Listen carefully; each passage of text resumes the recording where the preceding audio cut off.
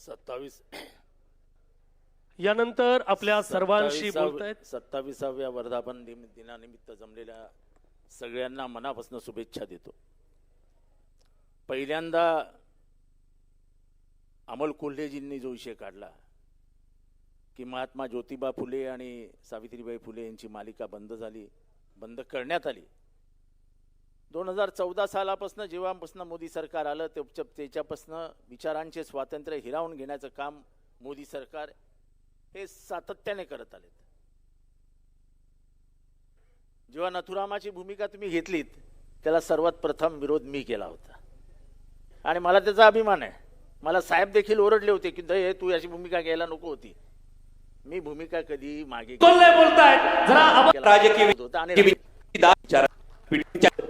मी नथुराम बोलतोय हे नाटक अनेक वेळा बंद पाडून लाठ्या काट्या खाऊन त्यांना ठाण्यात न येऊ देता पवार साहेबांकडे गेले होते। पवार साहेबांनी तेव्हाही सांगितलेलं जितेंद्र ऐकणार नाही। पण साहेब ह्या भूमिकेमध्ये रोहित मोठा माणूस आहे। माझ्या गरीब खानदानातर्फे मी 10 लाखाची देणगी जाहीर करतो। पण मला हसू ह्या गोष्टीचं येतं हे आता नाना पाटेकरांचं दाखवलं। ते नाना पाटेकर नेहमी अशा स्टाईलमध्ये बोलत असतात। म्हणजे he is one of the greatest philosopher Maharashtra has ever seen. पण जेव्हा असे प्रसंग येतात तेव्हा नाना पाटेकर असतात कुठे? ही मालिका बंद पडली आहे। नाना पाटेकरांनी बोलायला पाहिजे ना, अनासपुरेंनी बोलायला पाहिजे। त्या माळीताई आहेत आमच्या प्राजक्ता माळीताई, त्यांनी बोलायला पाहिजे है ना। कारण का मला आठवतं इमर्जन्सीचा काळ आंधीवर बंदी आली तेव्हा कैफी आझमी, देवानंद ते सगळे उठले आणि इंदिरा गांधी विरुद्ध उभे राहिले। असं आहे की सर्वसामान्य जनांचा आणि चित्रपट सृष्टीचा असा एक जवळचा संबंध असतो। प्रत्येक जण स्वतःला त्या भूमिकेत बघत असतो। आजच्या पिक्चरमध्ये सोडून द्या, पण पूर्वीच्या पिक्चरमध्ये असं व्हायचं की प्रत्येक जण आपल्याला स्वतःला त्या भूमिकेत बघायचा। म्हणजे अमिताभनी एक ढिशुम मारलं की खालनं ढिशुमचे 100 आवाज यायचे। एवढे लोक रममाण व्हायचे त्या ह्याच्यामध्ये भूमिकेमध्ये। पण आजच्याची चित्रपट सृष्टी म्हणजे आपने आम चूस के खाया के काट के खाया। अरे इतकी लाचार फिल्म इंडस्ट्री तर कधी बघितलीच नव्हती यार। म्हणजे अपेक्षा आता कोणाकडनं नाही आहेत, अपेक्षा कोणाकडनंच नाही आहेत।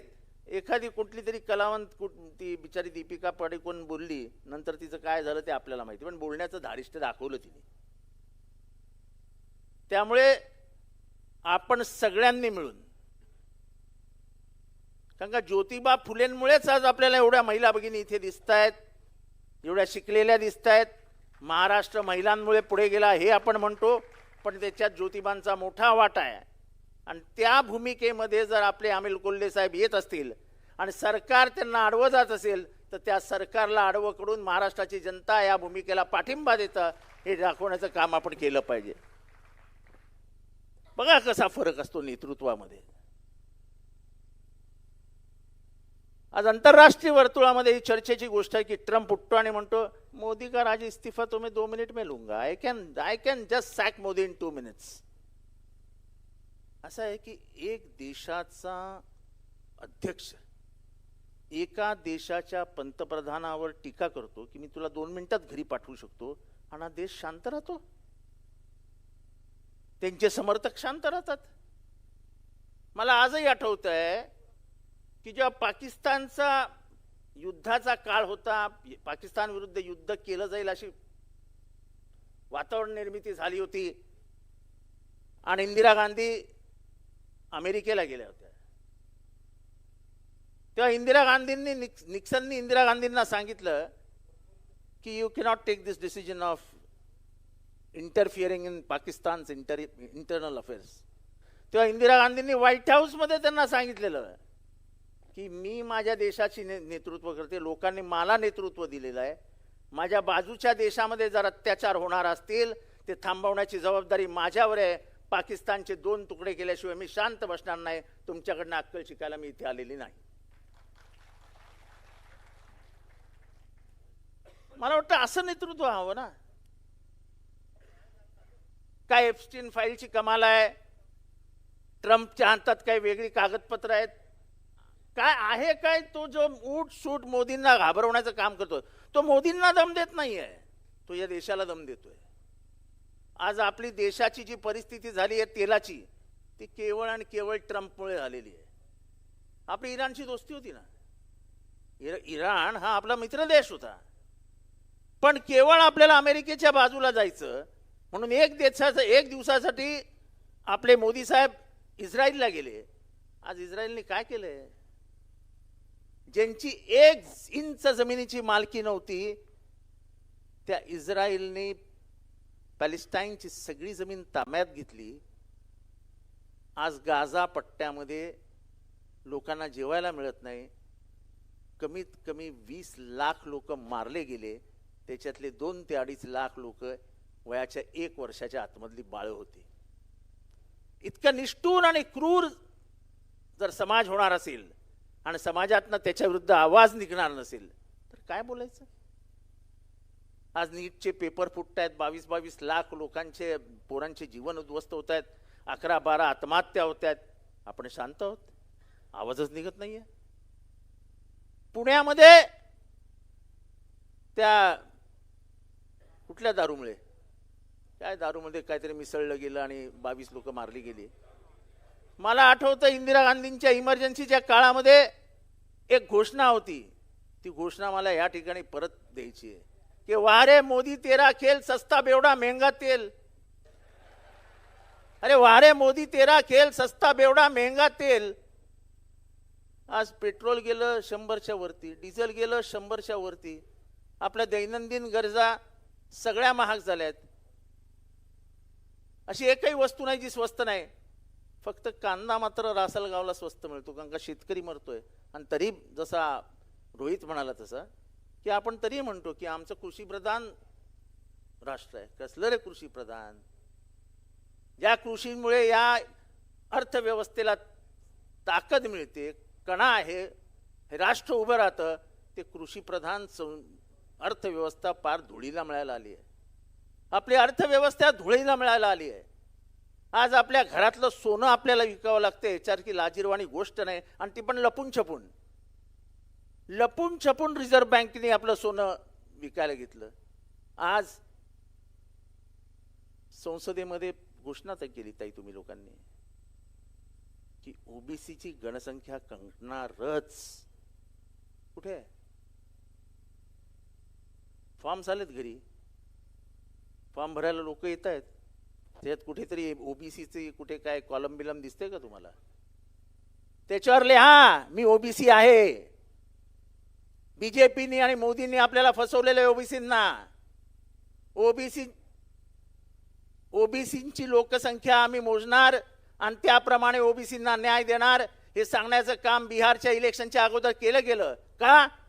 तर ओबीसीची सर्वात जास्त लोकसंख्या बिहारमध्ये आहे. बिहारनी जेव्हा स्वतःहून ओबीसीची गणसंख्या केली तेव्हा 68% बिहारमध्ये ओबीसी लोक होते, हे त्यांनी जाहीर करून सांगितलं. जर 68% तिथे असतील तर तिथले एकूण आपण लोकसंख्या मोजली तर तिथे 95% बहुजन समाज आहे बिहारमध्ये, हे सिद्ध झालं. बहुजनांच्या हातातनं राज्य व्यवस्था काढून घ्यायचं काम ही व्यवस्था करते. आणि म्हणून त्यांनी ओबीसीच्या मुलांनी ओपन मध्ये अर्ज भरू नये ही नवीन पद्धत आणायला सुरुवात केली. खरी तर ती चुकीची आहे. मी ओबीसी मधला आहे, मला 100 पैकी 100 मार्क मिळाले आणि जर मी मेरिट मध्येही पहिला असेल तर तुम्ही मला ओपन मधनं का ऍडमिशन देणार नाही? हा माझ्यावरती अन्याय आहे. ही ओबीसी मध्ये आणि ओपन मध्ये भांडणं लावण्याची कामं आहेत. आधी ओबीसी आणि मराठ्यांमध्ये भांडणं लावली, आता ओबीसी मध्ये आणि ओपन मध्ये भांडणं लावण्याची कामं चालू आहेत. आणि म्हणून आपण रस्त्यावर आलं पाहिजे. नीटच्या माध्यमातून जे काही झालंय त्याच्यामध्ये धर्मेंद्र प्रधाननी राजीनामा दिलाच पाहिजे. या सरकारचं फेलियर आहे की एवढा मोठा पेपर लीक होतो. हे सरकारमधल्याच कोणाचं जरी काम होतं हे आपण विसरताच कामा नये. महाराष्ट्राच्या भ्रष्टाचाराला काय बोलावं हे तर मला कळतच नाही. पण मला महाराष्ट्राचा धर्म जे तुम्ही बोललात त्याच्याबद्दल मनात शंका आहे.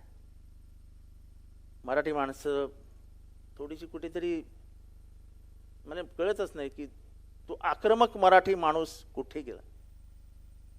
मला आजही जेव्हा मी तुलना करतो तेव्हा आठवतं की 65 कोटी रुपये राजीव गांधींनी खाल्ले असं जॉर्ज फर्नांडिस आणि व्ही पी सिंग यांनी आरोप केला. किती? 65 कोटी रुपये. आणि अख्खं राजीव गांधींचं सरकार गेलं. इथे सुप्रीम कोर्टाने सांगितलं की तुमच्या टेंडरमध्ये 3000 कोटी रुपयाचा घोटाळा आहे.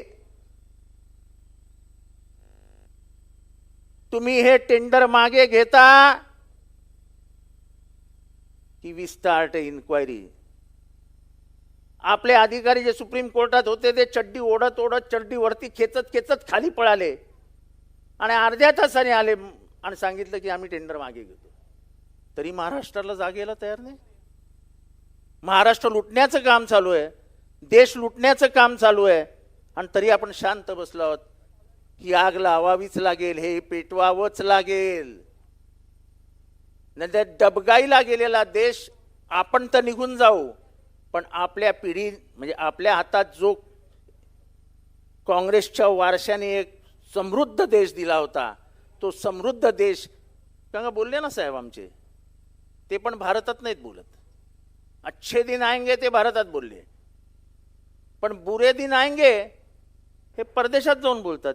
अरे आम्ही भीक मागणार होते परदेशात, तरी नका सांगू. आमच्या घरात येऊन आम्हाला गपचूप सांगा ना, अरे भिका मागाव्या लागणार आहेत. ते कशाला जाऊन बाहेरच्या देशात सांगायचं की अरे भिका मागाव्या लागणार आहेत. आणि ते पण भिका अशा नाही मागत, असे या मिठीत या आणि कानात सांगतात आम्ही भीक मागणे वाले. हा अरे काय चालू आहे या देशात?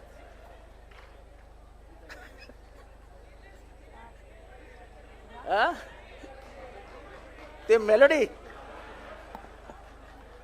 जास्त पर्सनल जाऊ नये कोणाबद्दल. जाऊ दे, मजा करतायत तर करू द्या ना यार. आपल्याला नाही मिळत तर कशाला जळता. त्याच्यामुळे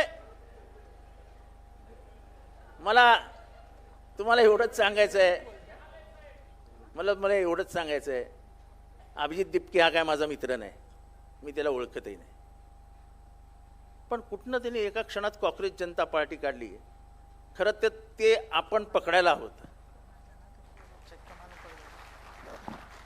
जे काही मुख्य न्यायाधीश स्वतःच्या खुर्चीवरनं इथल्या तरुण वर्गाला कॉक्रोच म्हणण्याचं पाप केलं, त्या कॉक्रोचची मिशी पकडण्याचं काम बरोबर अभिजित तिपकेने केलं. म्हणजे तो जो मुख्य न्यायाधीश आहे ना, तो दररोज संध्याकाळी डोक्याला हात लावत असेल की मी काय केलंय, काय 16 मिलियन काय 25 मिलियन काय त्याला समर्थन मिळालं ते मिळालं. पण जंतर मंतरवरती गोळा झालेली गर्दी हे बरंच काही खुणवून जाते. त्याचं उद्या का परवा पुण्यात आंदोलन आहे आणि तो अराजकीय करतोय. तो कुठल्याही राजकीय पक्षाचा पाठिंबा घ्यायला तयार नाही. मी माझं भाषण संपत नाही तोपर्यंत थांबणार नाही. त्यामुळे उगाच स्टॉप बीपचे देत जाऊ नका. तेव्हा तो पुण्यात जातोय.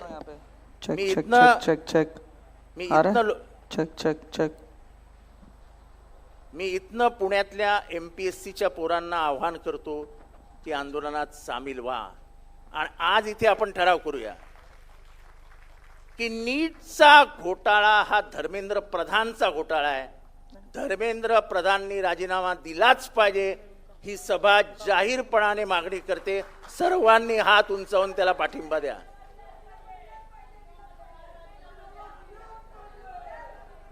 तेव्हा ही घोषणा जी आहे, वारे मोदी तेरा खेल सस्ता बेवडा महंगा तेल, ही गल्ली गल्लीत गेली पाहिजे.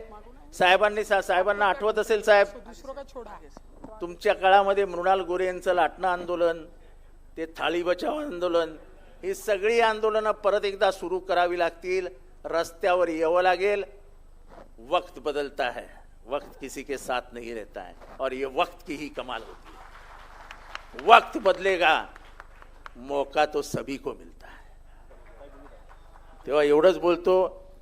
ओबीसींची केलेली फसवणूक ओबीसी कधीही माफ करणार नाहीत. हे मोदींनी आणि फडणवीस साहेबांनी लक्षात ठेवावं.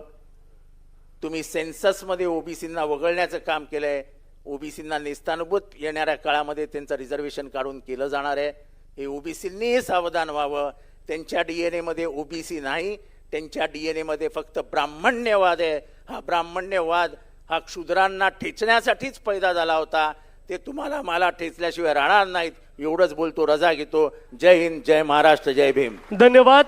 यानंतर आपल्या सर्वांशी संवाद